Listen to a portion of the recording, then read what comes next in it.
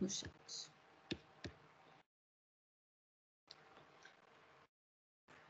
Boa tarde. Vamos começar hoje, então, agora, a apresentação do Grupo Saúde, Grupo 1, tá? Vamos começar com a Comunicação 11. Cada apresentação terá direito a 15 a 20 minutos. Por favor, o representante da Comunicação 11 pode compartilhar a sua tela? Olá, boa tarde, todos ouvindo? Acredito que sim. Ok, estou compartilhando a tela, apareceu para todos?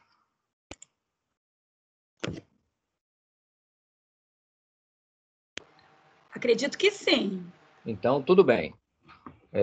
Vamos começar, então. Boa tarde, eu sou o professor Peixoto, da Coordenação de Eletrônica do Campus Maracanã, ok? Estamos aqui para essa comunicação do projeto de extensão MAR 10, tá? Intitulado Aikido Competitivo. A equipe é formada por mim, pelo professor José Carlos, e tem um aluno bolsista, que é o Luiz Fernando, do curso de Engenharia de Controle e Automação do Maracanã também. Nós contamos com a colaboração do Sérgio Gonçalves de Limas, do Joe Tada e também do Lucas Viana nesse desenvolvimento do projeto de extensão, ok? Esses colaboradores, eles fazem parte da Associação de Aikido de Competição do Brasil, identificada aí na tela com os contatos, telefone, número de WhatsApp, que prestaram assessoria e continuam a prestar assessoria para a gente em prol do sucesso desse projeto, ok? Um ponto a destacar com relação à Associação de Aikido de Competição é que ela é formalmente certificada nos órgãos japoneses oficiais, que é a JAA do Japão, né? E recentemente Shodokan Aikido Federation, que foi uma derivação da JAA lá no Japão.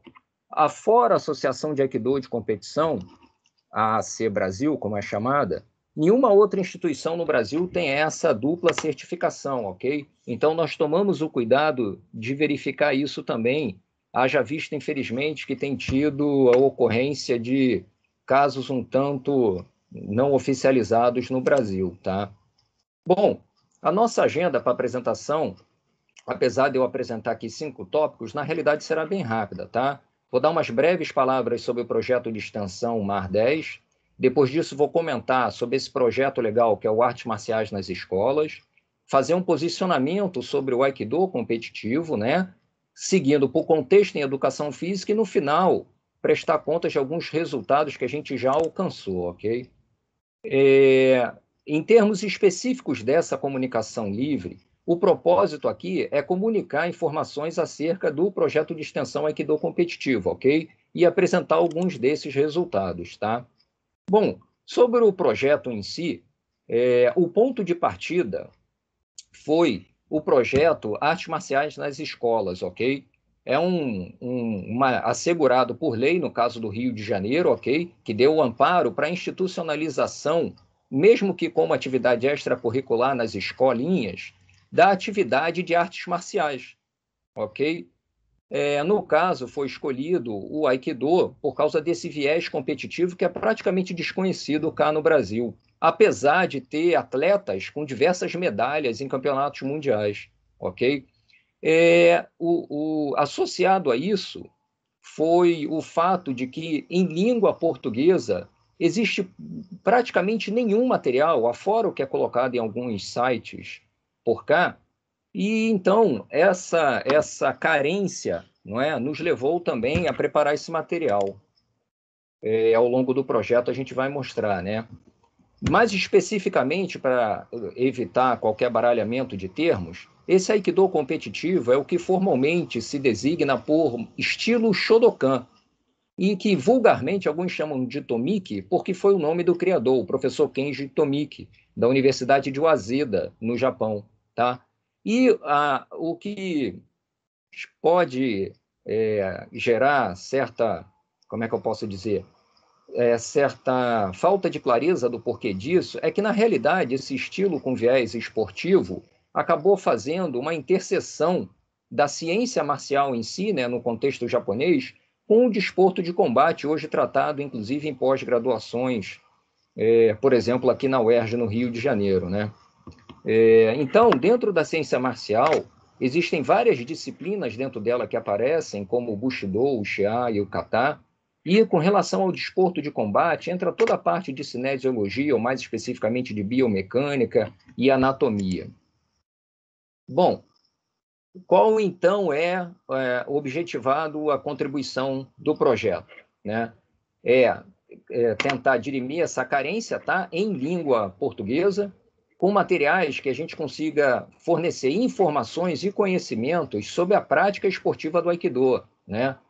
Vou relembrar aqui, embora alguns até conheçam o Aikido, não é conhecido de que ele tem competição, né? Então, como produto, não é, nós visamos construir, né, desenvolver esses documentos e disponibilizar na internet de maneira pública e aberta em língua portuguesa, ok?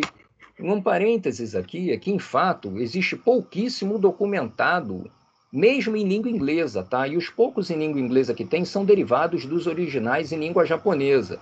Então, uma tradução imediata desses em língua inglesa não fica muito agradável em língua portuguesa, não, tá? E também, por mérito, falar dos resultados alcançados por esses atletas brasileiros em campeonatos mundiais, inclusive medalhas de ouro, ok?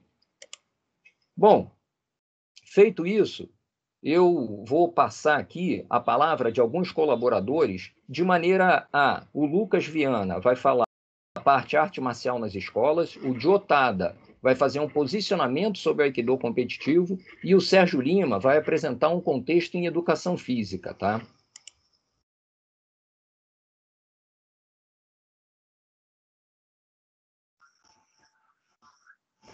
Tem que habilitar o seu áudio da apresentação.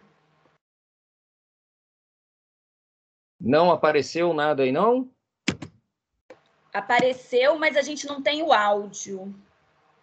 Ok, só um instante, por favor.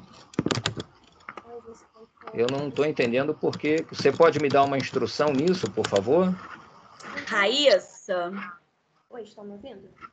Marco, você tem que parar a apresentação e apresentar de novo. E antes de escolher a tela, você tem que marcar um botãozinho em cima, assim, escrito habilitar áudio do sistema. Aperta Então, no vamos lá. Eu paro a apresentação. Ali em cima no xizinho, do lado de sair. Aqui.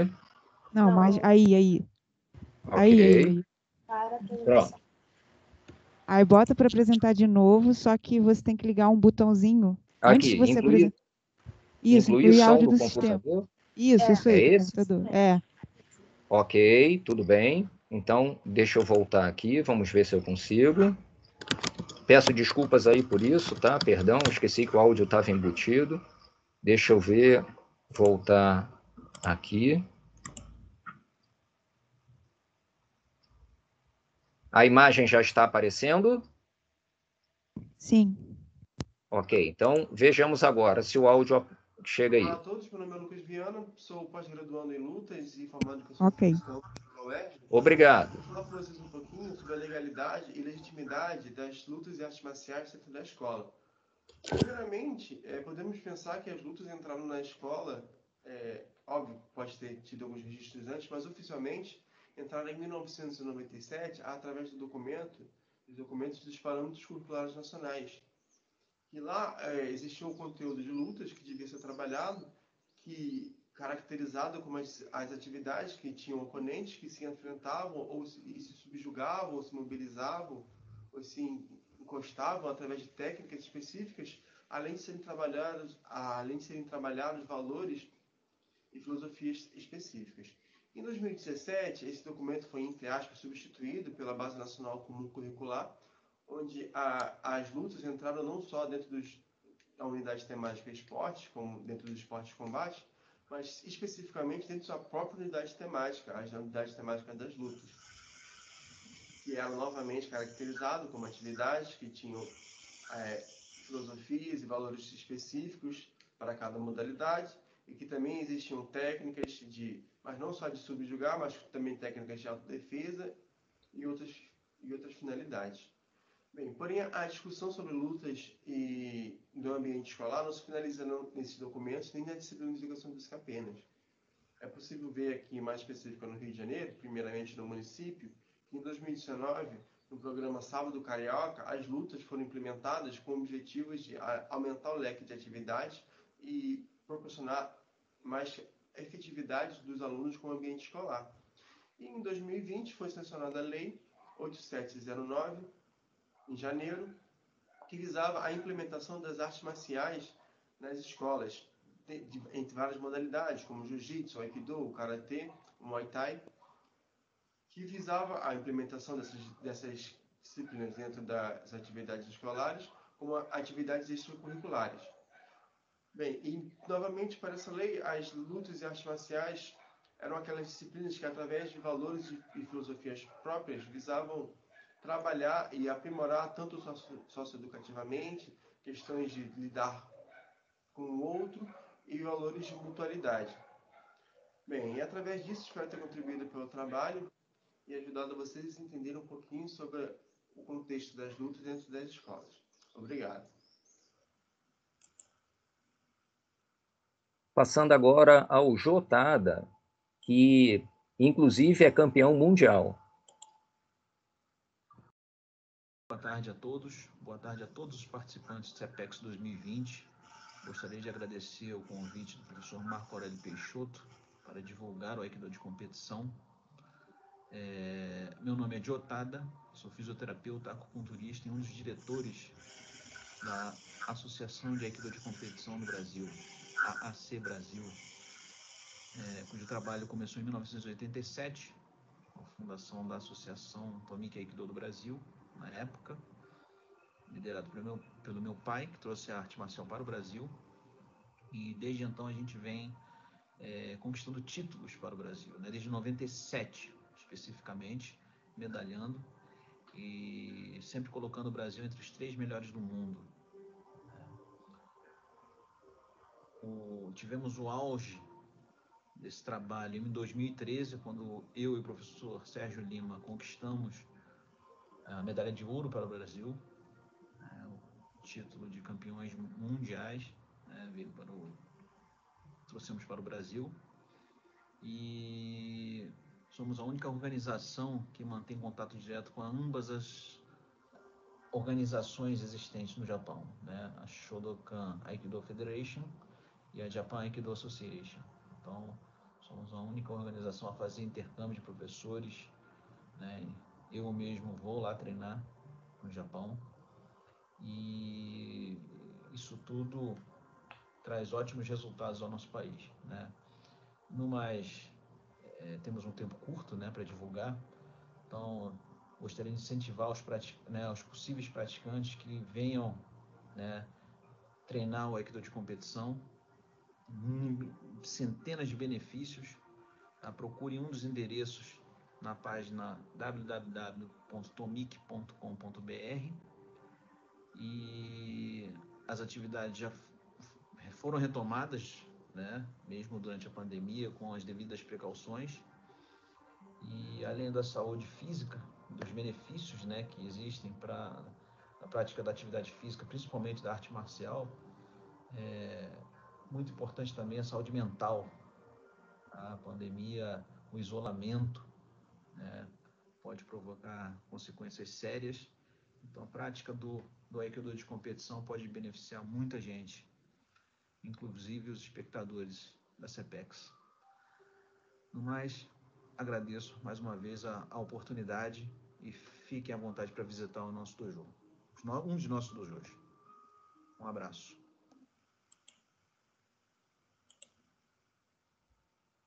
Eu sou o Sérgio de Lima, profissional de educação física e atual diretor técnico da Associação de Aikido de Competição do Brasil. Venho aqui trazer algumas considerações e alguns aspectos que eu espero poder contribuir com o projeto de extensão da Cefet de 2020. Bom, podemos considerar o Aikido competitivo como um esporte contemporâneo, por conter alguns aspectos diferentes dos esportes caracterizados como antigo e moderno.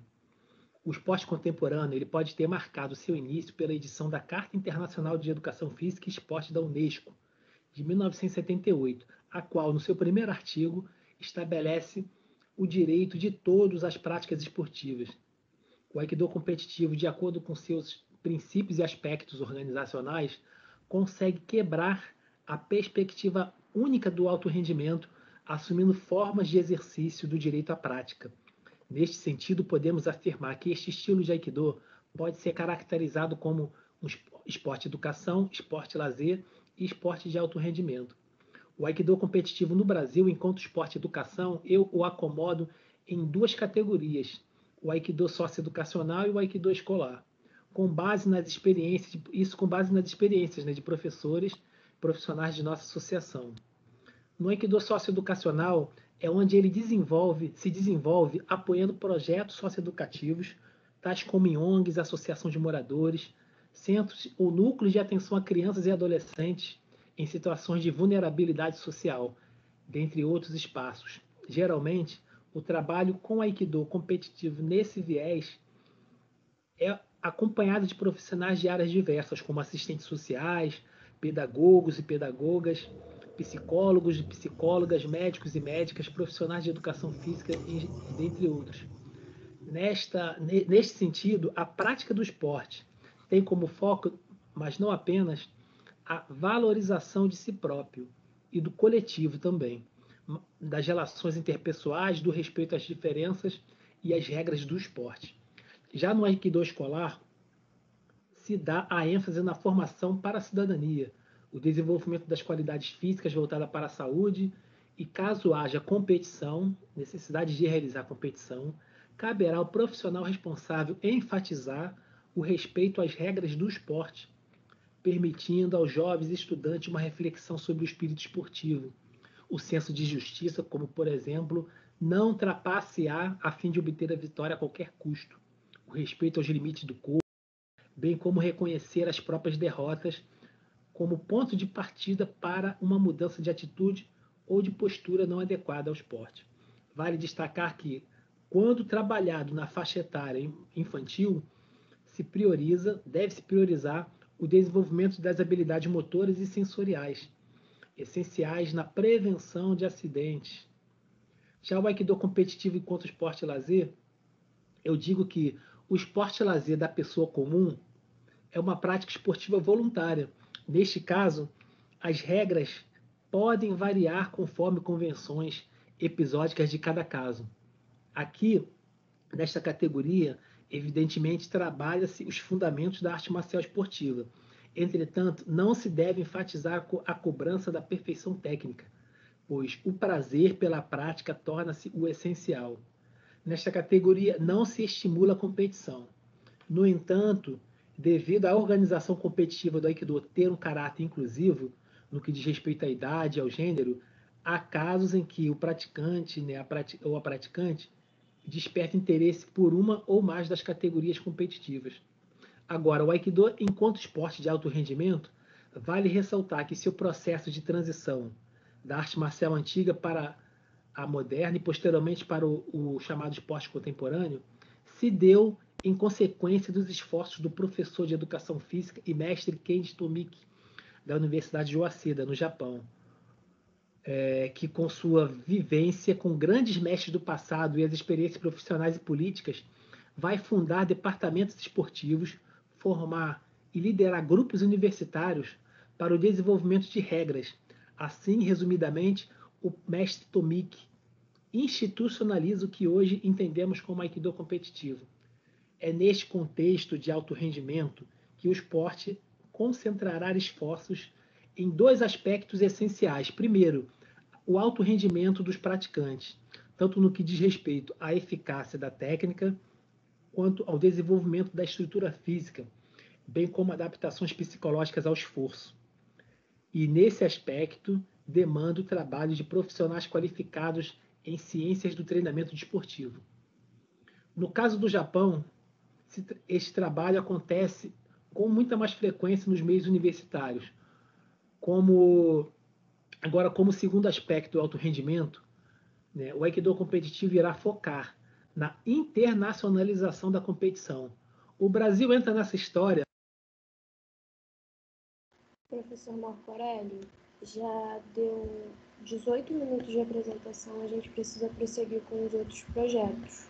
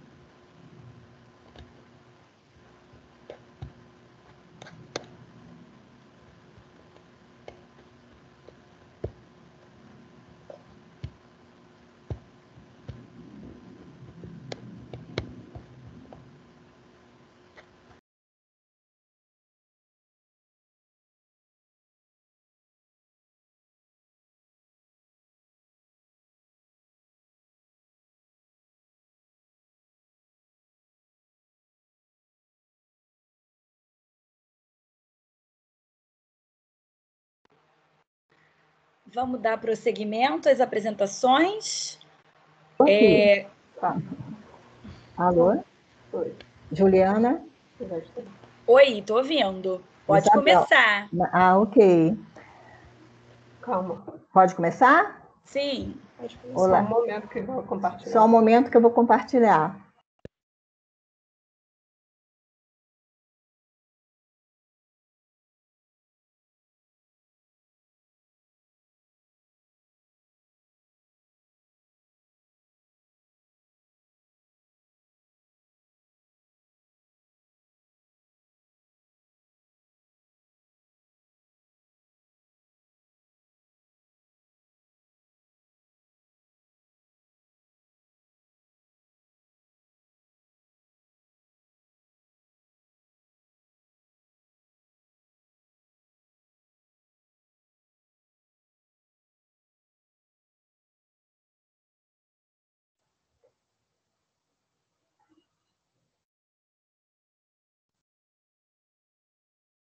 E aí, Benê?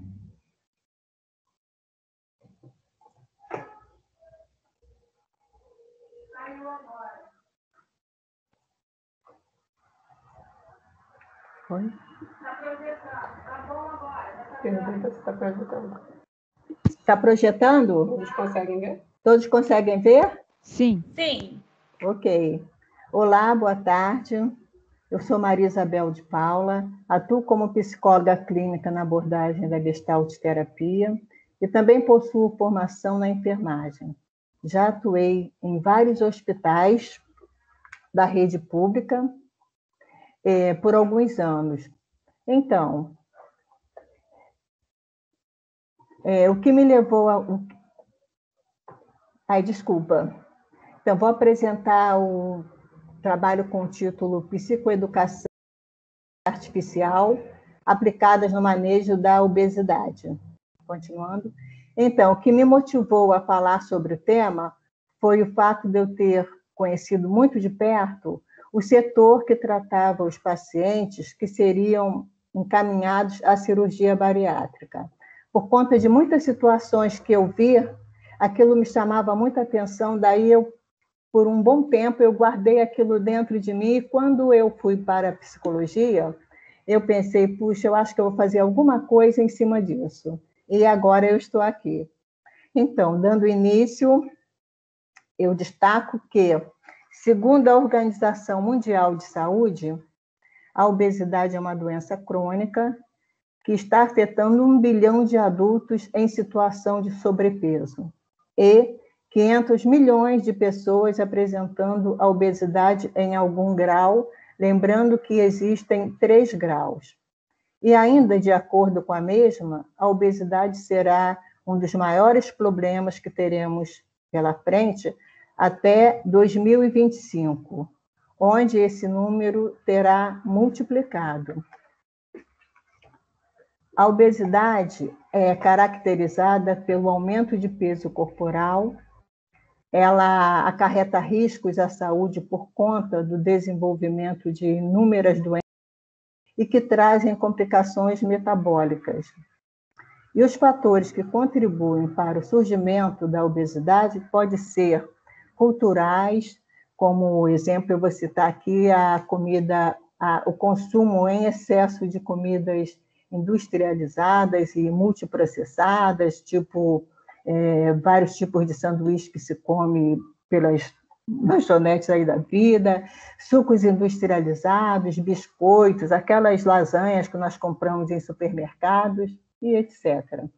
E os biológicos seriam as heranças genéticas, dizendo que em uma família, se o pai e a mãe são obesos, a tendência dos filhos deles é de 100% de também virem a ter obesidade, virem a apresentar obesidade, que também pode se dar por tratamentos medicamentosos para a reposição hormonal, por exemplo.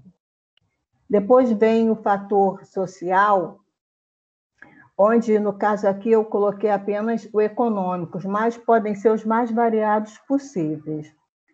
Temos também o fator histórico, que acontece por conta de mudanças na sua vida, tipo casamento, gravidez, separação também são fatores para o aumento de peso. Depois nós temos o psicológico, que se dá por conta do estresse, da ansiedade, depressão. E as doenças que podem ser adquiridas pelo indivíduo por conta da obesidade são muitas. Estas quase sempre trazem algum tipo de complicação e eis algumas delas.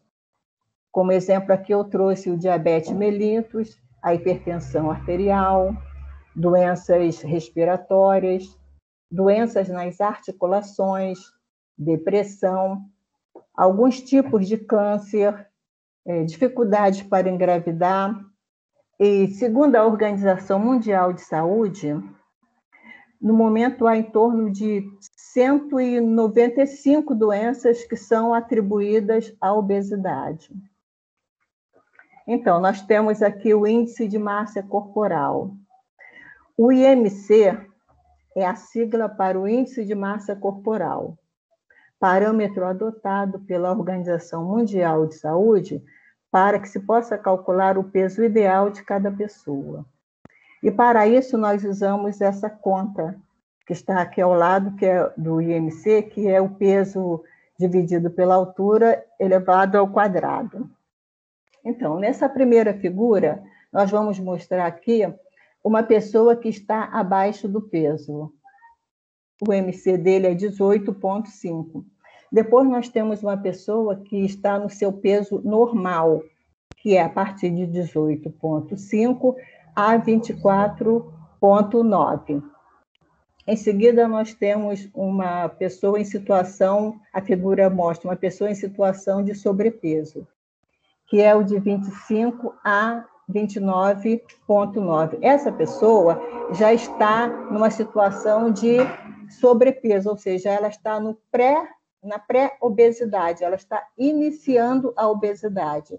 E depois vem a obesidade grau 1, que é de 30 a 34,9, o grau 2, que é de 35 a 39,9, e a partir daí nós temos o 40, que aí está num grau imenso, é aquele onde a pessoa é chamada para uma cirurgia bariátrica.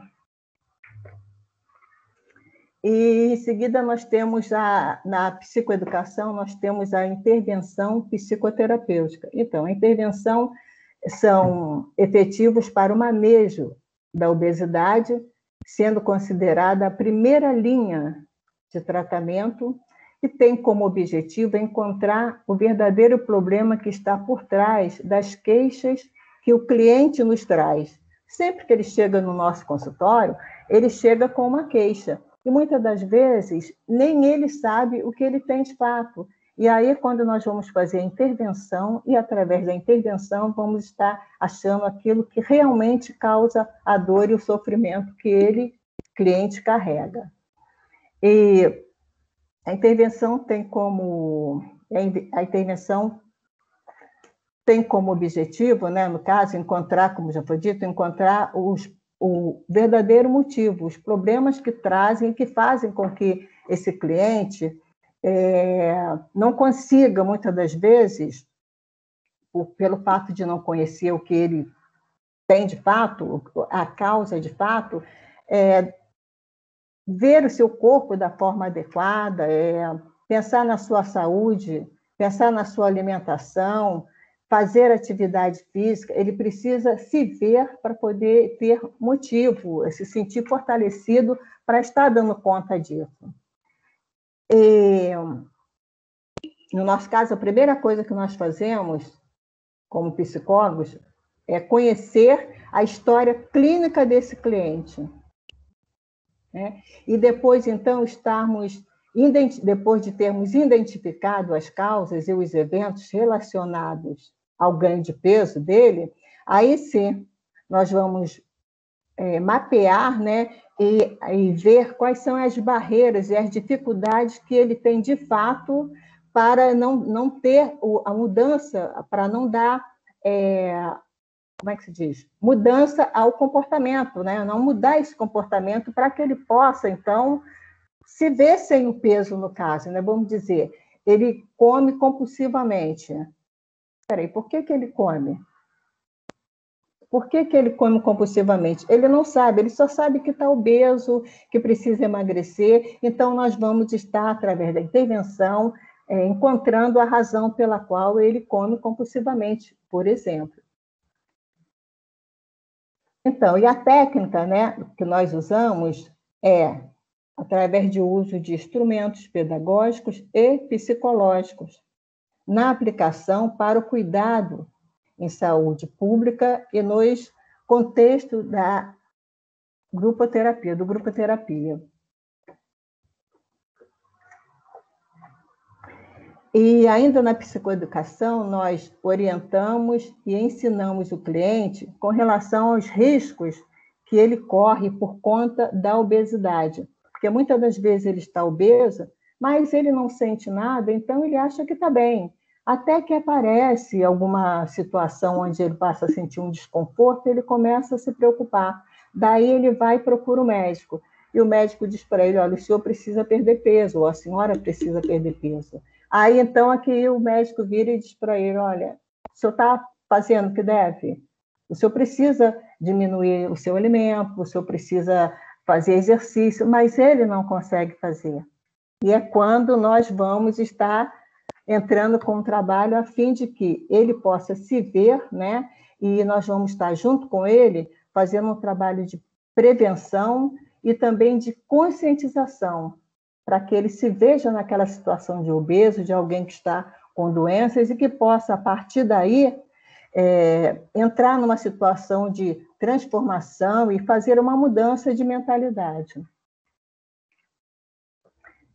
E esse tratamento consiste em promover as devidas mudanças de comportamento, que será o resultado das de intervenções psicoterapêuticas e do trabalho que foi feito.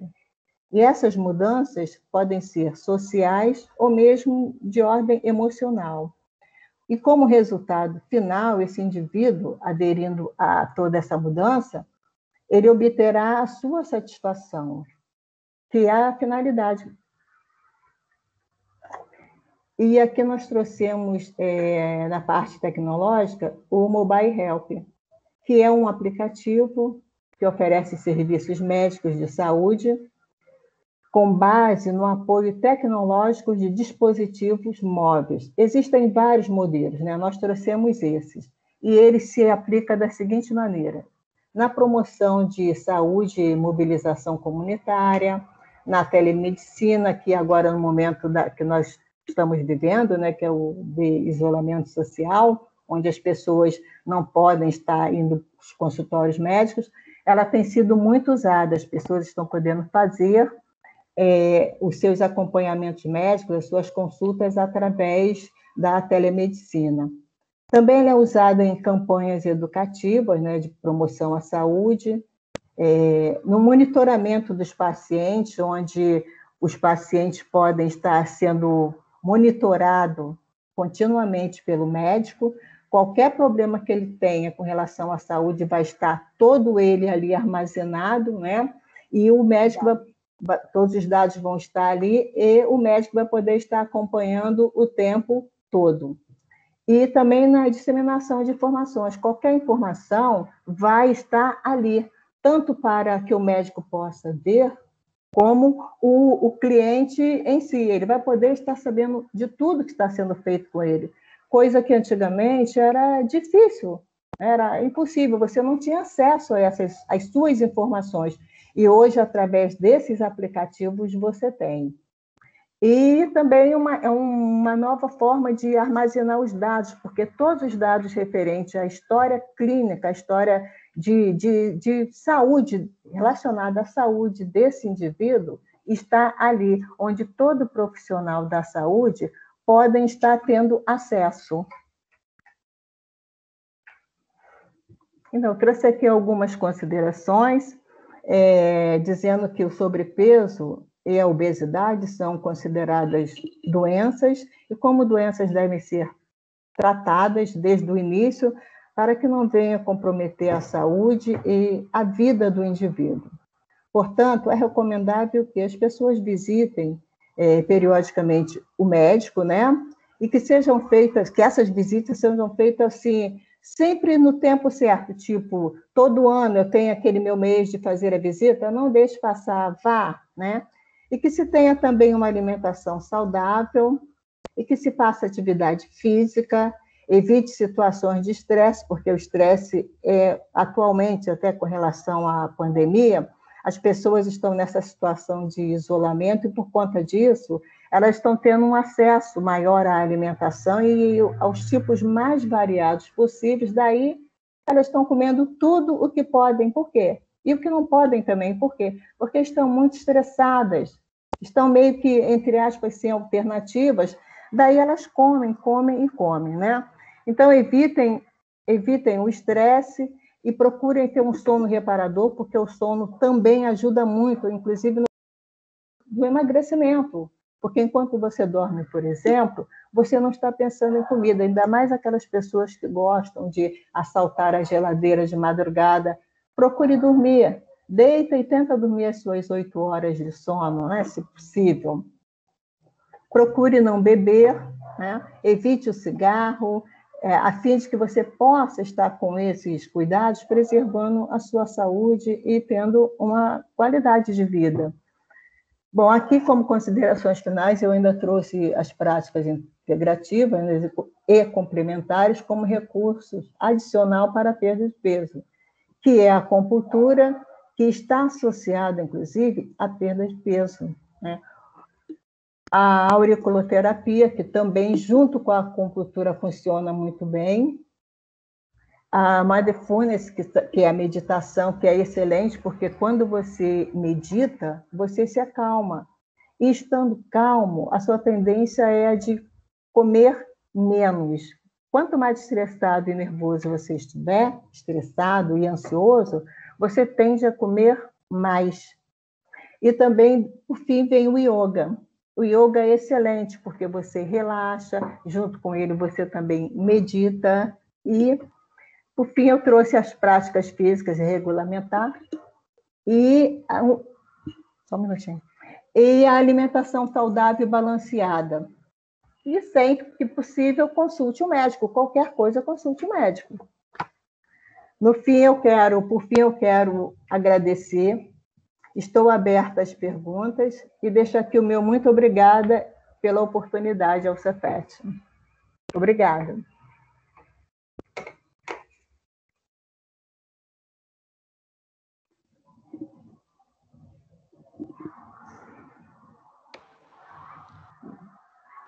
Vamos continuar. Comunicação 13, por favor. Pode partilhar sua tela?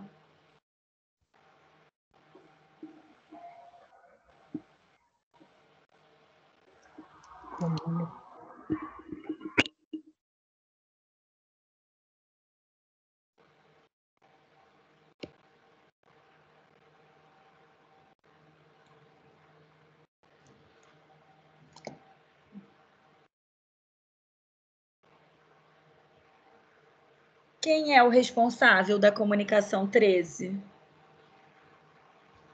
Deixa eu pegar na programação, só um minutinho.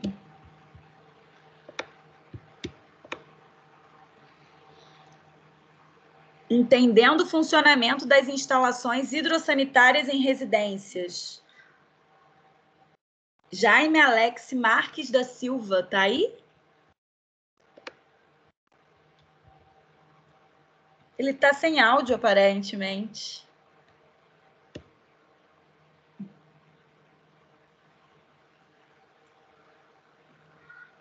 Professor, você está sem áudio. Vê se é o seu computador ou se é a Raíssa que tem que liberar. Estão me ouvindo agora? Alô? Ouvindo? Sim. Ok, desculpe. Estou tentando carregar aqui a tela. Ok, estou providenciando aqui.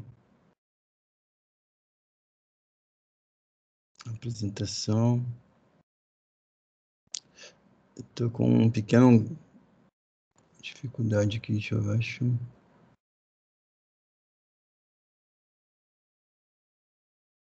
Estão conseguindo ver minha tela ou não, pessoal? Estamos sim. Oh, que ótimo, então. Que ótimo. Obrigado. Boa tarde a todos. Eu sou Jaime Alex, professor do Cefet Angra dos Reis. Fiquei assustado com o tempo aí, tive que fazer uns ajustes de última hora aqui para tirar um pouco do material, né? Mas a minha intenção deste trabalho, né, foi em função de que muitas pessoas, amigos, profissionais, eles me perguntam umas situações corriqueiras, né, que acontecem em suas residências, né? Como, por exemplo, né, quando acaba a água de uma caixa d'água, né? E a água demora a voltar, né? E situações que aparecem, insetos no banheiro, né? Situações assim que acaba você dando algumas dicas, né? Mas sabemos que depois que está construído, tudo é mais difícil. Então, seria apenas para que vocês entendessem um pouquinho como funciona uma instalação hidrossanitária e, porventura, estiverem construindo, ainda dá tempo de corrigir alguns erros que possam acontecer e evitar transtornos que geralmente acontecem nos dias que a gente mais precisa, né? Os pontos de consumo de uma residência, né? Eu diria que são aí o banheiro, você tem chuveiro, vaso sanitário, lavatório, ducha. Obviamente eu estou pulando aqui banheiro de hidromassagem, coisa assim, deixando para uma casa mais de classe média, né? Nós temos aí na cozinha pia, ponto de filtro, máquina lava-prato, antigamente era muito usado, hoje está bem reduzido. Na área de serviço, um tanque, uma máquina de lavar. Na área de lazer, torneira de jardim, ducha, às vezes ponto para garagem, também lavar carros. Esses praticamente são os pontos que nós temos de consumo em uma residência. Então, assim, de modo geral, você tem uma rede pública, passa por um medidor, um hidrômetro, né? E vai, então, alimentar aí uma caixa d'água que está, né, no telhado, lá sobre a laje. Deste ponto para baixo, né, é que tudo pode acontecer. Muitas vezes não damos importância para isso de jeito nenhum. Deixamos... O senhor não está partilhando a apresentação, não. Oh, não, tem desculpe. Tem que clicar. Opa, peraí, vamos lá, então. A gente está vendo a sua tela do computador, só. Opa, peraí, como é que vamos fazer para resolver isso? Melhorou, vamos ver se vai dar certo aí. Perdão, tá? Vamos ver se eu consigo. Estou passando aqui a apresentação direto, achando que vocês estavam acompanhando. Não está aparecendo para nós, a gente está vendo o senhor. Tem que compartilhar a apresentação. Então, normalmente eu faço isso nas minhas aulas, dá tudo certinho. Hoje aqui que não está dando certo. Vamos ver aqui. Neste momento, vocês estão vendo alguma coisa ou não? Só o senhor. Neste momento. A Raíssa está dizendo que para aparecer o slide tem que escolher a opção PowerPoint. Ou você clica 2 vezes e abre esse slide aí, que não está aberto. Clica 2 vezes nesse slide, nessa apresentação. Ou você está com 2 monitores e está compartilhando outro monitor, e não o monitor que está a apresentação, entendeu? Na verdade, eu estou com 2 aqui, mas o outro não está nem conectado na nossa aula, não, sabe? Foi só para mim ter aqui uma guia Mas obrigado pela dica. Vamos tentar aqui ver o que vai acontecer. Eu não perder muito tempo de vocês. Vê se deu certo agora aí, por favor. A gente está vendo a janela do seu gerenciador de arquivos. Opa, vamos lá então.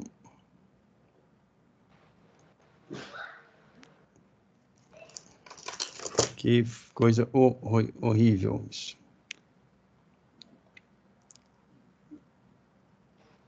Engraçado que eu vejo todos vocês aqui e não estou conseguindo carregar minha tela, então. Não, ela está aparecendo para a gente, só que está aparecendo o gerenciador de arquivos e não a apresentação em si, entendeu? Entendi, perfeito. Vou ver se eu consigo aqui. Ele não está dando a opção de buscar carregar aqui. Vamos ver se eu consigo. Agora vamos ver se vai dar certo. Desculpem por essa falha terrível. Por favor, vê se deu certo agora, pessoal. Está carregando aqui. Ainda nada. Tá carregando, tá? A barrinha verdinha tá carregando aqui. Vamos ver se vai dar certo aí.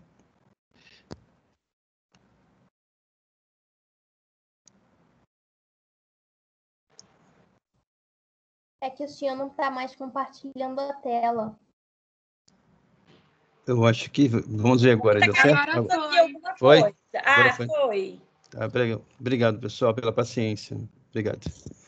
Então, dando sequência, eu vou repetir rapidamente aqui, já perdimos quase 5 minutos. Entendendo o funcionamento das instalações sanitárias em residências, né? A comunicação 13. Já me apresentei, vou dando sequência aqui. Então, também comentei com vocês sobre os pontos de consumo em uma residência, né? Obviamente, é de conhecimento de todos nós, né? E aí, nós temos uma situação de um perfil, né, de alimentação de uma rede pública, passando por um hidrômetro, e levando essa água até a caixa d'água, e daí para baixo, né, são distribuídas em todos os pontos da residência, né? E, de modo geral, algumas pessoas optam, né, por tirar ponto de jardim da rede direto que vem do consumo da rede pública, evitando, assim, em caso de falta de água, você ficar consumindo água da caixa d'água sem saber que a água acabou, né? Então, é bem prático isso aqui, você fazer uma tomada de jardim com a rede que vem da rua direto, né, evitando o consumo interno, como já disse. Dando sequência, né, nós temos uma situação de consumo médio de água no Brasil, né, de em torno de 160 litros, 66 litros por pessoa. Obviamente que varia em função de cada região, né? E no Rio de Janeiro nós estamos aí com consumo de 253 litros de água por dia por pessoa. Daí, quando você começa a desenvolver um projeto rapidamente, para você dimensionar uma caixa d'água, os arquitetos costumam dimensionar isso em função do número de quartos de uma residência. Então, eles costumam, por exemplo, considerar que a cada quarto, né, você teria 2 pessoas dormindo, né? Você tem uma casa com 2 quartos, você teriam 4 pessoas e já se usa um consumo médio de 150 litros por dia. Então, com isso, você faz uns cálculos rápidos, né? Ainda mais em situações que você tem pontos, bairros, que a água falta constantemente, então é bom sempre ter uma reserva, né? Então, só para vocês terem uma ideia, as coisas começam assim. Quanto que eu vou colocar de reserva na minha casa, né? Por que eu quero colocar mais uma caixa d'água depois que está tudo pronto? O que é difícil, né? Porque também é uma carga enorme de peso sobre uma laje, né? Então, de modo geral, você considera que em cada quarto tem 2 pessoas, cada pessoa consome 150 litros de água por dia. Então, se você tem 2 quartos, um exemplo aqui foi 600 litros de água por dia. Fazendo uma reserva de 2 dias de consumo, teríamos aí 1.200 litros por dia, em 2 dias. Você não vai encontrar uma caixa dessa no mercado, você acaba comprando uma padronizada, a caixa, então, vai para 1.500 litros de reserva. Significa o quê? 1,5 toneladas de peso sobre a sua laje. Então, é muito importante você, nesse momento, né, construir, prever esse consumo, né, e também o peso da carga sobre a laje. Bom, uma instalação simples, também usei, tem uma casa, uma caixa d'água alimentando um banheiro, né, e pontos de cozinha. O que acontece muitas vezes é que as pessoas não colocam essa válvula que eu botei aqui em azul, que é uma válvula de bloqueio dentro de casa. E quando acaba a água, a pessoa tem que ir lá na caixa d'água lá para poder fechar, saindo fora da residência, subindo em escadas e causando até possíveis acidentes. É muito importante, então, você ter pontos de isolamento da rede dentro de casa, para você trocar uma carrapeta, trocar um chuveiro, né? Fazer manutenção na caixa de descarga de uma bacia sanitária. São pequenos detalhes que as pessoas esquecem de prever num projeto e depois dá transtornos enormes, né, ao longo da vida útil e do consumo. Outra coisa muito importante é o que acontece num consumo de água, né, quando acaba a água, né? Se você está determinado dia lá, a água acabou, a SEDAI parou de enviar, no meu caso aqui é o SAI, né? A água, então, a caixa está esvazia, e quando a água volta, né, toda a tubulação está vazia, entra ar para dentro da tubulação. E a água voltando começa, então, uma determinada coluna de água pressionando aquela bolha de ar. E as pessoas, então, começam, na hora do banho, a abrir o chuveiro, a água não sai, só sai o ar, e não consegue aqui, não consegue ali. Quando eu era criança, tinha muito disso, né? Aí mandava abrir a água da torneira, da pia, da descarga na bacia sanitária, para poder ver se conseguia, de alguma forma, tirar aquele ar ali de dentro da tubulação que causa uma irritação muito grande para a gente, né? E esse sistema, ou seja, era muito comum no passado as pessoas fazerem, então, instalações sem pensar nessa bendita bolha de ar. Isso ocorre por quê? Então, como eu falei, pela possível esvaziamento do reservatório, e outra situação é o loop invertido, que esse desenho que você está vendo aí, parecendo aí um contorno, né, na parte superior, Então, essa situação acontece muito quando a pessoa tem uma instalação em casa e o pedreiro vai e faz o desvio sobre uma porta, né? Ou no ponto do chuveiro, a água sobe e depois tem que descer. Aí cria-se ali um loop invertido, fica ali preso uma bolsa de ar e não se consegue de forma nenhuma tirar aquela bolha de ar. Demora muito, muito tempo para isso acontecer. E daí você tem algumas alternativas para isso, né? Que seria... Deixa eu voltar aqui. Vocês estão vendo minha tela, não, pessoal? Sumiu a tela, não? Alô? Sim. Sumiu a tela, estão vendo? Não, tá vendo. Ok, desculpe. Então, para a retirada dessa bolha de ar, uma alternativa mais simples, né, que você possa fazer é você fazer, então, um tubo de ventilação. Vocês estão vendo essa instalação de uma caixa d'água. Olha quantos pontos que tem numa caixa d'água. A água de alimentação, que fica a boia, o extravasor, que é chamado de ladrão, né, que você evita que a água caia caia sobre a laje, sobre um telhado, que acaba depois dando vazamento para dentro de casa, através de lustres, ponto de energia. Você põe um tubo específico chamado de extravasor para não deixar transbordar a caixa d'água em caso de agarrar uma boia dessa. A gente tive muitos casos de pessoas que boia arrebenta devido à pressão, né? Porque à noite, por exemplo, as pessoas param de consumir a água em excesso, né? A pressão do SEDAI, do SAI, ela é mantida e à noite, então, começa a romper as boias. E isso faz com que a caixa tende a transbordar. O extravasor, então, tem uma função importante. Não deixa aquela água inundar, né, uma laje, um telhado e acaba depois causando transtornos para dentro de casa. Então, uma alternativa para evitar que essa bolha de ar exista é você fazer um tubo de ventilação, né, que você conecta aí no abastecimento. É muito simples, fácil de fazer nos dias... hoje, pode fazer isso de hoje para amanhã, que você vai evitar essa bolha de ar dentro da tubulação. Outras situações também, pessoas fazem, sem furar a caixa d'água, um tubinho para cima e um respiro, ou seja, um nível maior do que o nível da água. Então, quando a bolha de ar acontecer, ela vai, então, sair para fora. Essa segunda opção eu não gosto muito, não, porque acaba entrando insetos, né? Você tem problemas de lesma, caracóis, mosquitos, passarinhos. Eu prefiro mais a alternativa 1, que você volta com o tubo para dentro da laje, né? Sabemos que caramujo costuma muito agarrar nas caixas d'água, né, e depois cai para dentro dela e acaba desmanchando, causando até elefantise. Né? E outra situação também é tirar ar na tubulação de entrada, né, pelo hidrômetro, com esses dispositivos que têm sido vendidos muito no mercado aí. Isso aí é um projeto, né, que as pessoas às vezes não dão muita importância, né, mas é um projeto de instalação hidráulica, onde você tem aí a distribuição dos tubos alimentando os devidos aparelhos, né. No meu tempo tinha bidê, hoje não tem mais bidê. O bidê foi substituído por ducha, né? Mas você vê que o tubo passa por dentro da parede, né? O que você tem os pontos certinhos, as cotas, e evita, né, situações, né, de você furar a parede, depois botar um quadro, algum espelho, né? E você, então, acaba furando e pegando um tubo. Né? E, geralmente isso acontece sempre num domingo, né? Que não está tudo fechado, você precisa de ajuda.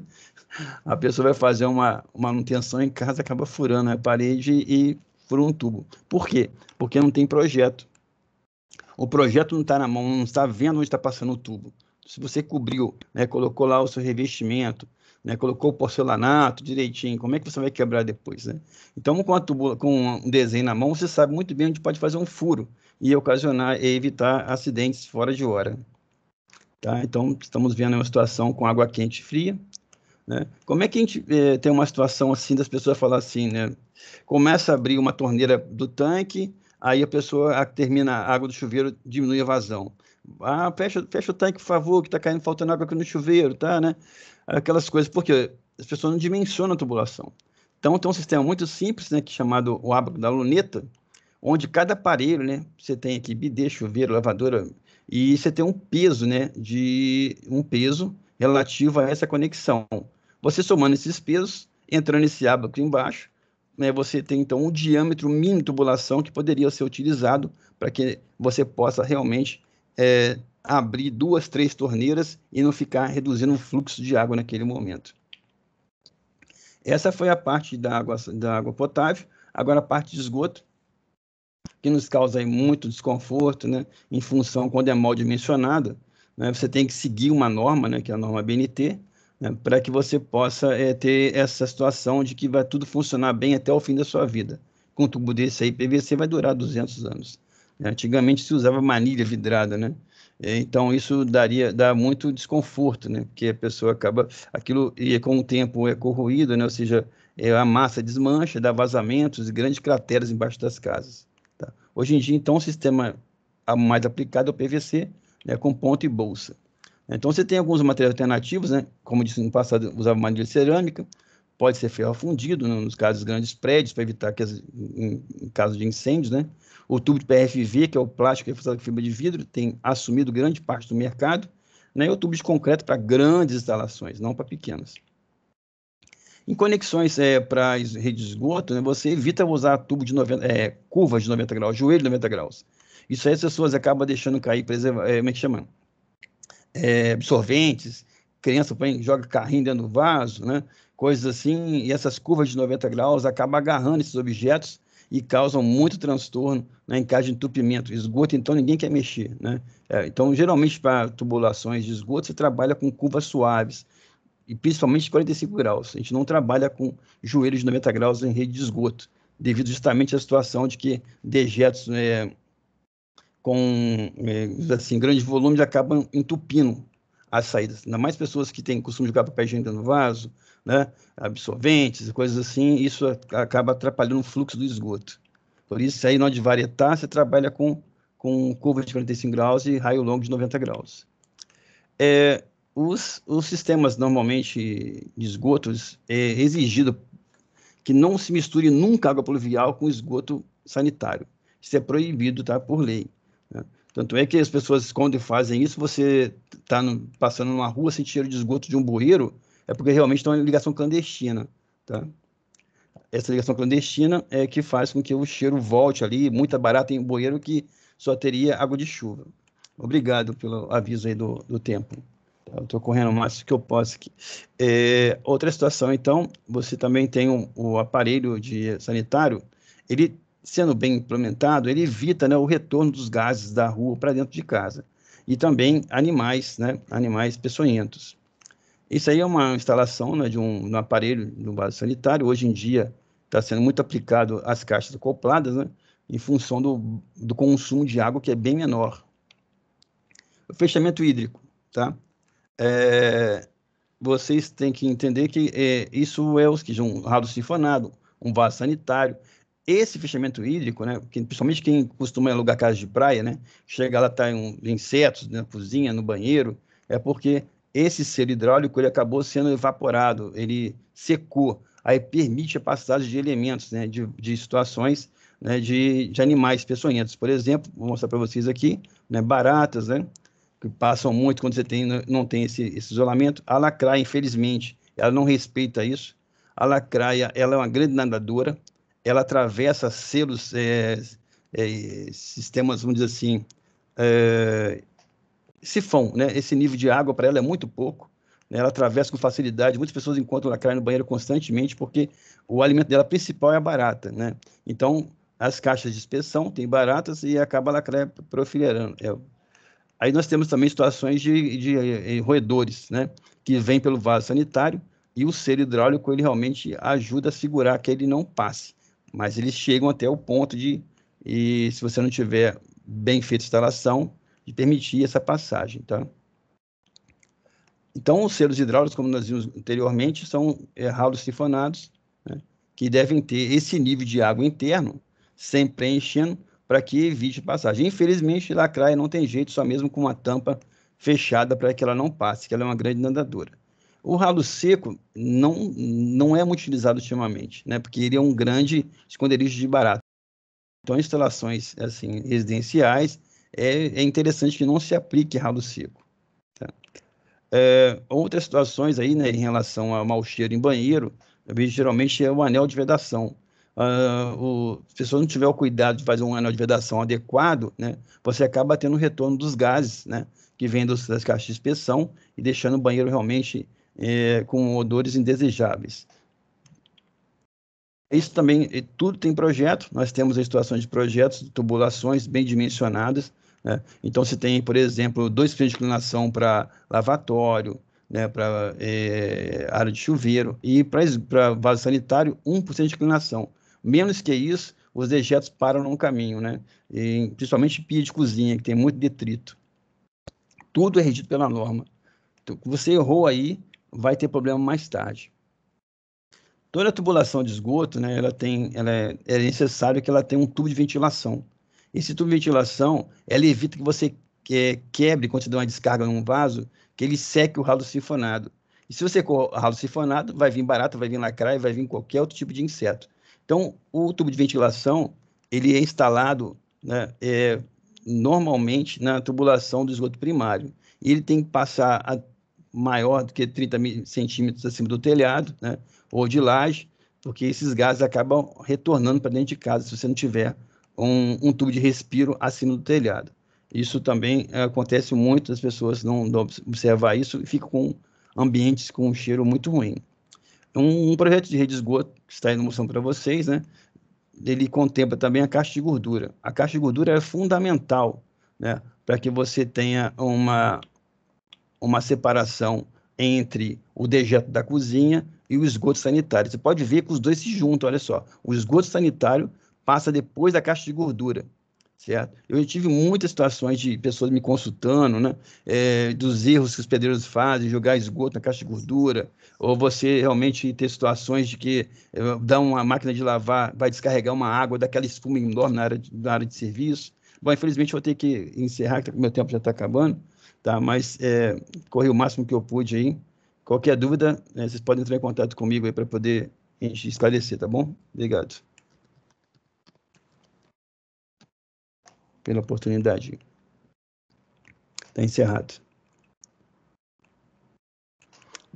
Obrigada, professor. Vamos continuar com a última apresentação dessa tarde. É comunicação 14, por favor.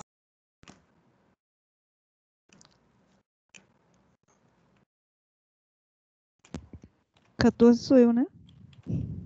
Adriana? Isso, comunicação 14, pode ir. É só para que eu não anotei o número aqui. Ah, desculpa. É 14, isso mesmo. Eu vou fazer aqui, então. Vou apresentar uns vídeos.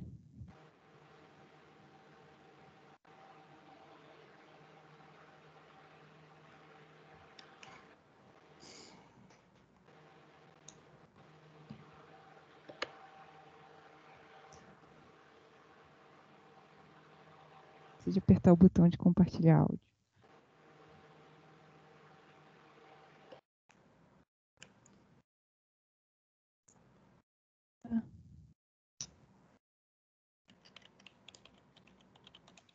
Aqui, achei o botão.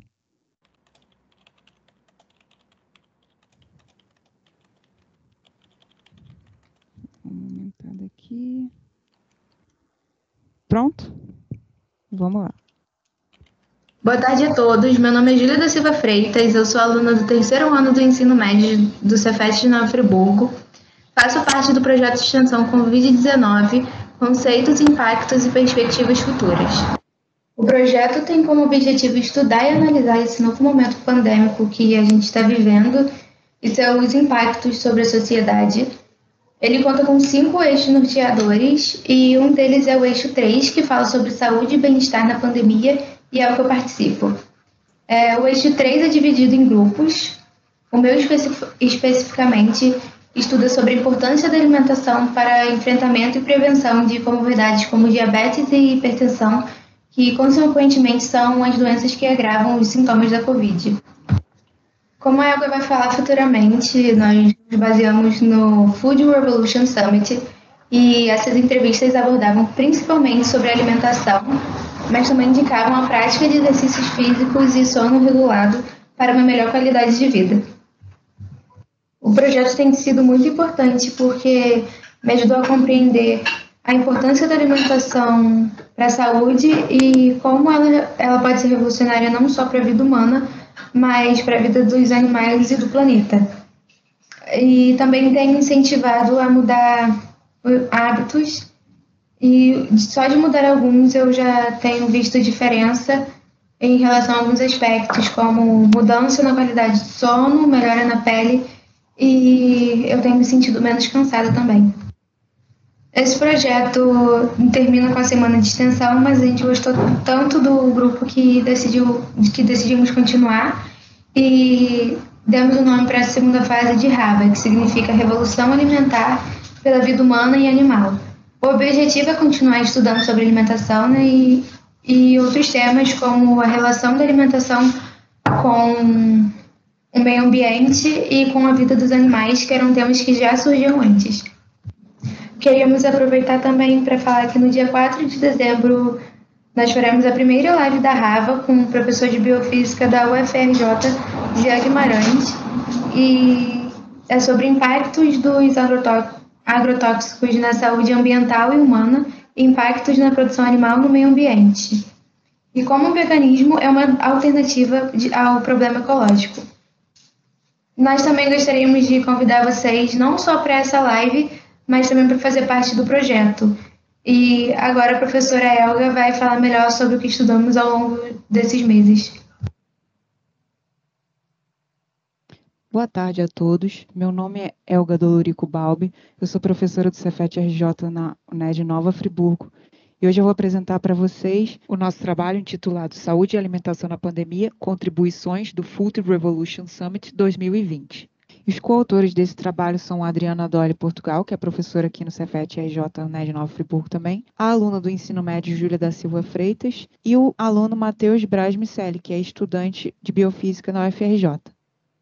Esse trabalho surgiu no âmbito de um projeto de extensão desenvolvido por professores do Cefet RJ aqui em Nova Friburgo, e esse projeto envolve também alunos do ensino básico, além de envolver a participação de alunos de outras instituições, como é o caso do Matheus, que é aluno de graduação em Biofísica na UFRJ e está participando do projeto com a gente aqui também. O nosso projeto de extensão ele é amplo, aborda diferentes vertentes, mas aqui o nosso foco é estudar a alimentação como promotora de saúde para a nossa sociedade, o que é muito importante, principalmente agora em tempos de pandemia, né? Então, os nossos objetivos foram a produção de material para divulgação da ciência acerca da alimentação saudável e, através das nossas pesquisas, a gente busca demonstrar que a dieta baseada em plantas e sem alimentos processados vai proporcionar uma melhor saúde em relação à nossa dieta convencional ocidental aqui, que é baseada no consumo de produtos animais e produtos processados. A nossa pesquisa e a concepção dos nossos materiais foi baseada na análise de entrevistas que ocorreram no evento intitulado Annual Food Revolution Summit. Esse ano ocorreu o 9º evento,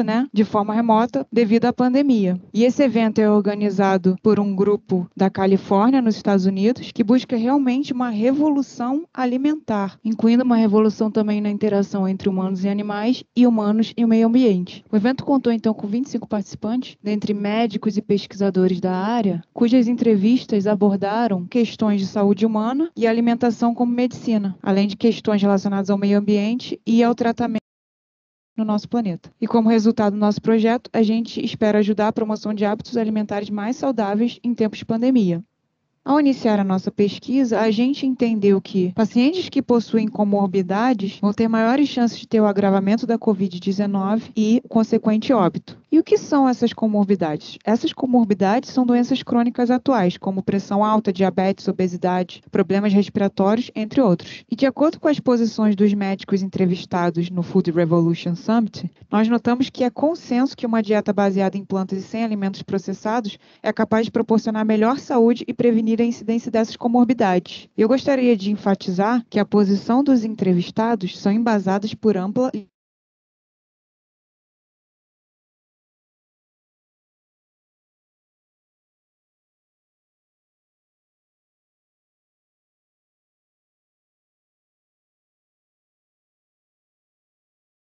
taxa de mortalidade da Covid-19 seria bem menor, porque o sistema imunológico dessas pessoas estaria fortalecido. E essa alimentação baseada em plantas sem alimentos processados e derivados animais traz outros benefícios também, além da redução da possibilidade de morte por Covid-19. Na verdade, essa alimentação ela é capaz de prevenir e até reverter doenças como aquelas consideradas autoimunes, como lúpus e esclerose múltipla, obesidade, diabetes, pressão alta, artrite, infertilidade, que hoje em dia é muito comum, assim como a endometriose, câncer, que é a doença que mais assusta as pessoas crônicas atualmente no meu ponto de vista, além de transtornos que são considerados psicológicos, como depressão, transtorno obsessivo-compulsivo, ansiedade, insônia e falta de energia. E a gente nota que essa lista é composta por muitas doenças crônicas atuais que são consideradas sem cura pela medicina ocidental. E nas entrevistas do Food Revolution Summit, a gente nota diversos relatos de rápida melhora dos pacientes em questões como obesidade, nível de gordura e açúcar no sangue, entre outras. Além de relatos de cura de doenças que são consideradas muito sérias e incuráveis atualmente, como lúpus e esclerose múltipla. E outra questão que é trazida à tona no Food Revolution Summit é a questão do consumo de produtos derivados de animais. E dentre os especialistas entrevistados, muitos apoiam o fim do consumo de produtos animais sob diferentes aspectos. O primeiro deles é a grande quantidade de metabólitos de antibióticos contida nas carnes. Ao assistir às entrevistas, a gente aprendeu que, segundo o FDA, que é a instituição dos Estados Unidos que cuida da segurança no uso de drogas, tanto por seres humanos quanto por animais, 80% dos antibióticos produzidos nos Estados Unidos são destinados à indústria de carne animal. E, por consequência, a carne ingerida vai conter, então, metabólitos de antibióticos, que são resultados do processamento do antibiótico dentro do corpo animal. E esse consumo exagerado de antibióticos vai nos trazer diversos problemas, como a possibilidade de geração de superbactérias. Um segundo motivo apresentado pelo qual a gente deve parar de consumir alimentos derivados de animais é a prevenção de novas pandemias que podem ser causadas por zoonoses. Zoonoses são doenças que saltam de animais para os seres humanos, como, por exemplo, foi o que ocorreu com a Covid-19. O coronavírus estava presente em um animal e saltou para um humano. Então, uma forma de acabar com as pandemias é cortando o mal pela raiz, ou seja, o ser humano deveria parar de consumir derivados animais. E um terceiro motivo apontado pelos entrevistados é evitar a ingestão de substâncias que aumentam a inflamação no corpo. E essas substâncias estão presentes em laticínios, por exemplo. Pessoas que possuem doenças respiratórias, quando se alimentam de laticínios, passam a ter uma piora no quadro. E isso se dá devido ao aumento da inflamação no corpo, que é intensificada por essas substâncias. Então, o ideal é que as pessoas parem de consumir derivados de animais para alimentação. Então, quais foram as conclusões que a gente obteve até aqui na nossa pesquisa? Primeiro, concluiu que, diferentemente do senso comum, doenças crônicas atuais podem ser evitadas e até revertidas através de alimentação baseada em plantas e sem produtos processados. E quando a gente evita a incidência de tais doenças e promove o fortalecimento do sistema imunológico através da alimentação, a gente pode prevenir mortes por Covid-19. Então, a gente nota uma certa urgência em alterar os hábitos alimentares da nossa sociedade. Nós devemos trabalhar na mudança dos nossos hábitos urgentemente, principalmente agora que a gente está no meio de uma pandemia. E outra questão muito séria que deve ser levada em consideração por toda a nossa sociedade é que a alimentação é muito importante para a nossa saúde. Então, a nutrição deveria ser tratada com mais seriedade como uma forma de medicina preventiva e também curativa em muitos casos. E para isso, a formação dos nossos profissionais de saúde vai ter que mudar, né? Porque, segundo a gente viu nas entrevistas, na medicina ocidental, os médicos não aprendem sobre nutrição. E quando aprendem, é de uma forma muito restrita. Então, o que eu quero passar aqui hoje para vocês é que existe esperança. Caso você esteja sofrendo com uma doença crônica, como diabetes do tipo 2, ou obesidade, ou então outra doença como lúpus, por exemplo, ou infertilidade, endometriose, que são doenças muito comuns atualmente, eu trago aqui essa informação de que você pode se curar. E aqui no próximo slide eu vou deixar algumas referências para caso alguém queira assistir ao Food Revolution Summit ou ler sobre o assunto. Aqui a gente indica a leitura do livro do Michael Greger, How Not to Die, Discover the Food Scientifically Proven to Prevent and Reverse Disease. E a gente deixa o link dos 3 primeiros vídeos das entrevistas do Food Revolution Summit. Cada um desses vídeos contém 3 entrevistas. Então é isso, gente. Queria agradecer a participação de todos. Eu vou deixar aqui o meu e-mail para contato e caso alguém tenha interesse em participar do nosso projeto para aprender mais sobre o uso da alimentação como medicina ou ter acesso às nossas referências, você será bem-vindo.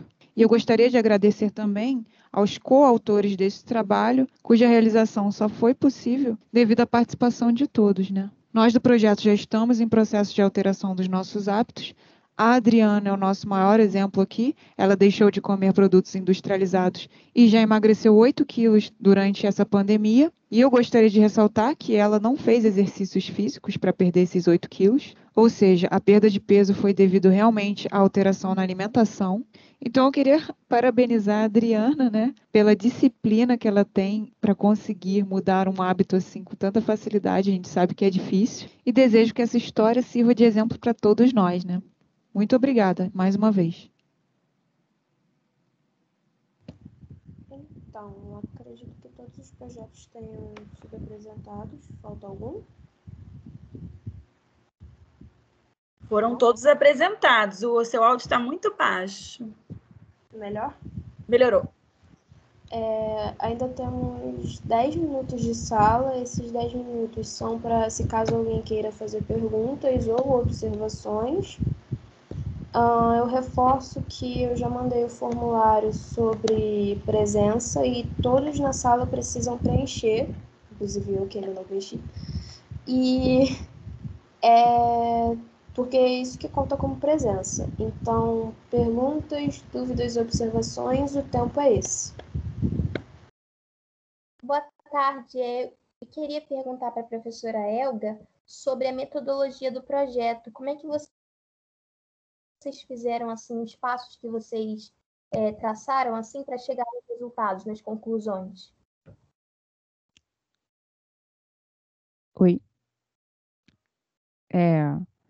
Matheus, você gostaria de responder, ou Adriano? É porque a gente tinha dividido as apresentações entre eu e a Júlia e as perguntas para Adriana e Matheus. Eu posso responder, sim. Joia. Então, Letícia, né? Tá perguntando. Isso. Tá. Então, a gente não fez um projeto de experimental, uma intervenção, um projeto, um estudo clínico, a gente não fez isso, logicamente.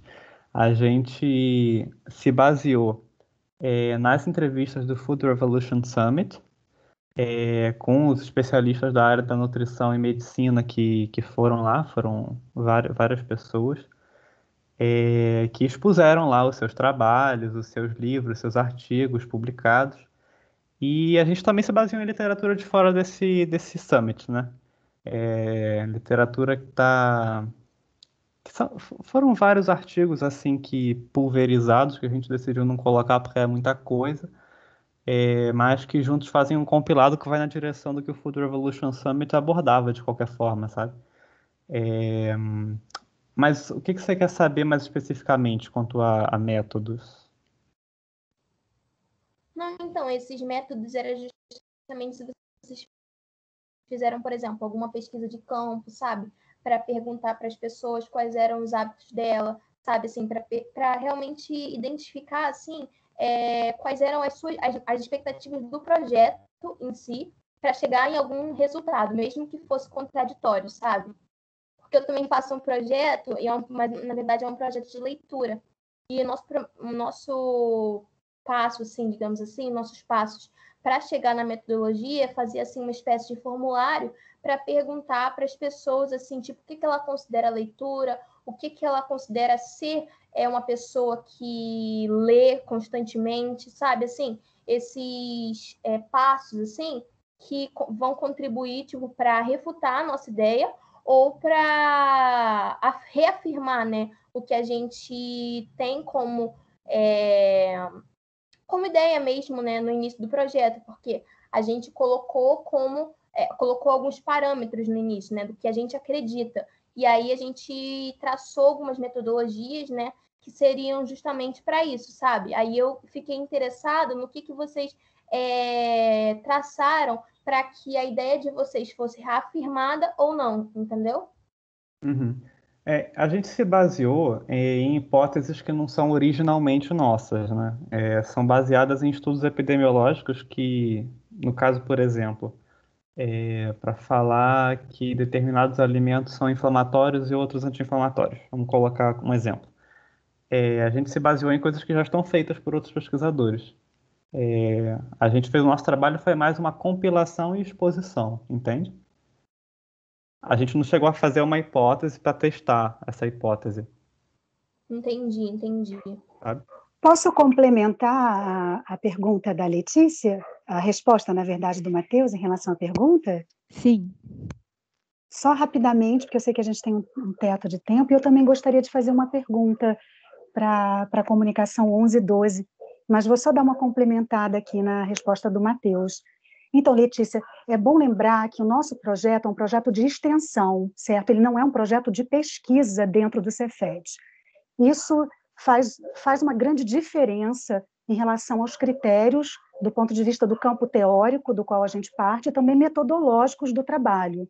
Então, como disse o Matheus, o fato dele ser um projeto de extensão, o objetivo fundamental era a gente estudar pesquisas, pesquisadores, especialistas, médicos, nutricionistas e afins, que trabalhassem com o tema da alimentação no combate à Covid-19, porque nosso primeiro objetivo era esse, era responder a um contexto de pandemia, e a gente, até por conta das nossas áreas, a gente não poderia está fazendo desse projeto de extensão um projeto de pesquisa propriamente dito. Então, a gente partiu para estudar, a partir do Food Revolution Summit, a contribuição que esses especialistas dão neste campo da lifestyle medicine, da alimentação à base de plantas e da alimentação como medicina, certo? É um tripé desses especialistas. A gente passou a estudar e acompanhar essas entrevistas para a gente poder fazer um mapeamento daquilo que coincidia dentre eles como norte importante de uma cultura revolucionária alimentar para o combate à Covid-19. E, claro, que nós descobrimos com esse estudo, por isso a gente não chama propriamente de pesquisa, é um estudo dentro de um projeto de extensão, cujo objetivo é divulgar essas informações, divulgar até onde chegamos com esse estudo, certo? E nós descobrimos que eles tinham pontos em comum em relação a esse tripé, cuja centralidade é a revolução alimentar. Ela não se esgota nela, né? A qualidade do sono, exercício físico e redução de estresse também fazem parte desses pilares do Food Revolution Summit, mas é diferente de um projeto propriamente de pesquisa, tá certo? Eu não sei se agora eu posso fazer a minha pergunta. A moderadora vê aí, por favor. Pode sim, não tem ninguém no chat se inscrevendo, não. Ah, que ótimo, porque quando a gente está falando, a gente não vê o chat. Aí eu gostaria de fazer uma pergunta bem rápida para Maria Isabel e uma outra para a comunicação 12. Eu esqueci o nome do professor, é um colega do Cefet, mas me desculpe, eu esqueci. A primeira pergunta para a comunicação 11, sobre o Aikido, é uma pergunta porque ela tem a ver com o nosso trabalho. Como os exercícios físicos são considerados também um dos pilares para a promoção da saúde humana, eu queria entender assim, qual é a especificidade do Aikido no sentido do benefício para a saúde. Ele é benéfico para a saúde, como todos os outros exercícios são, ou existe alguma especificidade, alguma particularidade específica do Aikido, diferente dos outros exercícios, que promove bem-estar e saúde humana? Essa é a minha pergunta, por dúvida mesmo. A pergunta para Maria Isabel é sobre, claro que no nosso trabalho a gente também vê a obesidade como um dos fatores, como uma das comorbidades para a Covid-19, mas também para outras consideradas doenças, né? Mas como a Maria Isabel concentrou na questão da obesidade, como é que você vê, Isabel, o limite tênue entre a perspectiva da saúde em relação à obesidade como comorbidade e a gordofobia? É uma dúvida também, porque como você só trabalha com essa temática, ou só trouxe essa temática mais central, como é que você lida e como é que você vê ali a linha tênue entre a abordagem da saúde e a abordagem sociocultural da gordofobia e das consequências da gordofobia na nossa cultura em relação aos impactos, né, humanos dessa concepção, tá bom? Essas são as minhas duas perguntas, muito obrigada, estou correndo aqui para não atropelar o tempo.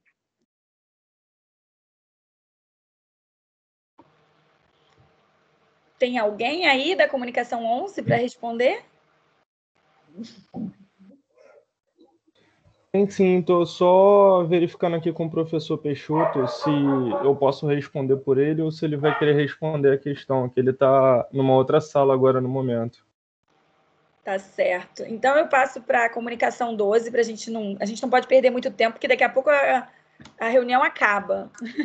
Olá, é o professor Peixoto. Oi. Eu recebi a notificação, eu estava numa outra sala prestando outro trabalho, eu recebi uma notificação de que haveria uma questão com relação ao projeto MAR 010 do Aikido competitivo.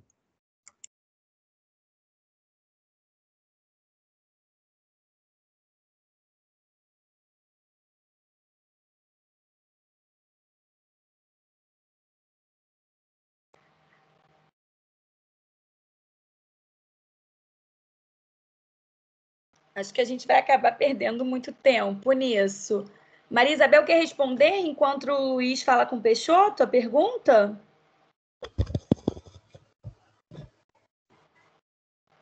Está me ouvindo? Oi, estamos. Eu não sei se vou responder de modo satisfatório, mas então, com relação à gordofobia, eu vejo o seguinte, que por conta das pessoas, no momento, por conta do peso, as pessoas sofrem muito preconceito. E quando eu falei, por exemplo, quando eu me interessei por esse tema, eu me interessei mais porque, num determinado momento da minha vida, eu trabalhei em hospital e eu trabalhei neste setor. E a situação que eu via por conta das pessoas que estavam nessa situação era muito triste. Eu via pessoas assim deprimidas,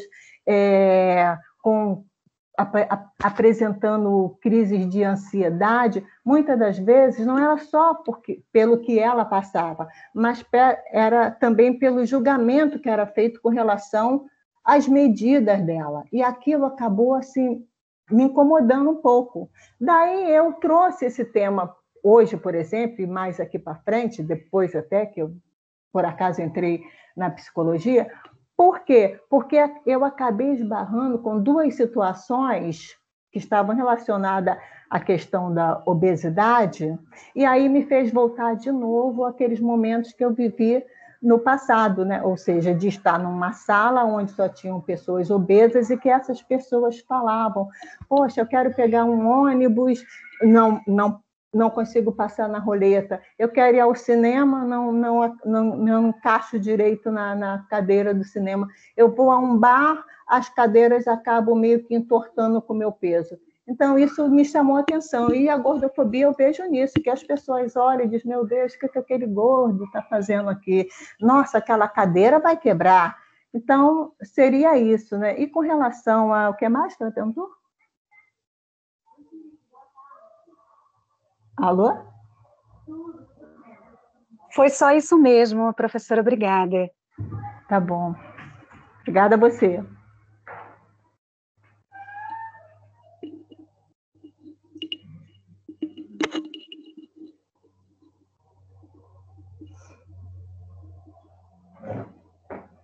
Adriana, ele está pedindo para você repetir a pergunta. Ah, sim, eu achei que o aluno estava passando para ele. A minha pergunta foi se há alguma especificidade da contribuição do... Desculpa, eu achei que vocês não estavam me ouvindo, agora está sim. Eu queria saber se tem alguma especificidade do Aikido para a saúde, para benefício da saúde humana, que seja específica desse esporte, dessa atividade, porque no Food Revolution Summit, nos nossos estudos, a gente vê que o exercício físico também é um dos pilares importantes para a promoção da saúde. Mas aí não significariam várias modalidades de exercício físico, não especificamente um deles. Aí eu queria saber se o Aikido tem uma especificidade a mais ou particular para a promoção da saúde, ou ele equivale, por ser exercício físico, como tantos outros nessa promoção. Na verdade, foi essa a minha pergunta. Obrigada. Oi, estão me ouvindo? Sim. Obrigado. Desculpe por esse contratempo, tá? sua pergunta foi muito apropriada, tá? Existe sim, ok? Uma das coisas em que se verifica, por exemplo, é que nas salas de aula de Aikido, a quantidade de idosos é muito grande, né? O que é um indicativo extremamente agradável, porque, na realidade, você trabalha a ciência marcial ali de maneira a fazer com que a pessoa fique num ponto de equilíbrio muito bom, certo? Ela não precisa ficar correndo de um lado para o outro. E como não existem golpes, chutes, pontapés e coisas do tipo, não é nada disso, você acaba desenvolvendo coisas específicas dele, que são as articulações, tá? Então, existe um trabalho muito bom no início das aulas de alongamento, de flexibilidade, e isso é um grande diferencial, ok? Não se trata de uma arte marcial de ataque, não é isso, né? Ela é simplesmente uma questão de equilíbrio, desequilíbrio e de trabalhar juntas, de trabalhar torções, agarramentos, não é? Mas sem jogar no chão como rasteiras ou coisa do tipo, não. E, por exemplo, o grande mestre que tem, o Hirofumi Tada, ele já tem quase 80 anos de idade, ele faz rolamento, faz tudo normalmente. Um dos alunos faixa preta, o Luiz Carlos Cecim, ele tem quase 70 anos de idade e ele rola melhor do que um garoto normal por causa do tempo que ele vem treinando, tá? Então eu diria para você que a diferença é essa. Você tem um bom trabalho de alongamento, de relaxamento. É uma arte marcial feita no relaxamento. E por não ter essa agressividade de golpes e pontapés, foi uma das razões pelas quais a gente como alvo para esse projeto nas escolas, né? A ideia não é ensinar as crianças a brigarem, é ensinar as crianças a se defenderem, né? Falei demais, eu respondi sua pergunta, perdão.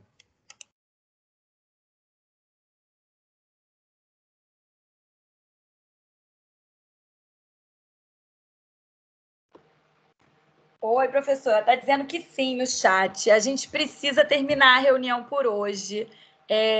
Eu peço que vocês deixem os e-mails de contato no chat, né? Que aí as pessoas podem enviar perguntas diretamente para vocês. Muito obrigada a participação de todos. Juliana, a gente assina a lista de presença uma única vez, é isso? Pelo que eu entendi, sim, mas Raíssa que deve saber melhor sobre isso, porque ela que é da área da informática. Ah, sim, porque a Raíssa passou mais de uma vez a lista de presença. Não, ela disse que ia passar novamente, isso eu vi no chat. Só uma vez só, com certeza. Ah, então tá, a gente preenche uma vez só. Tá bom, obrigada, boa tarde a todos. Nada, tchau, boa tarde.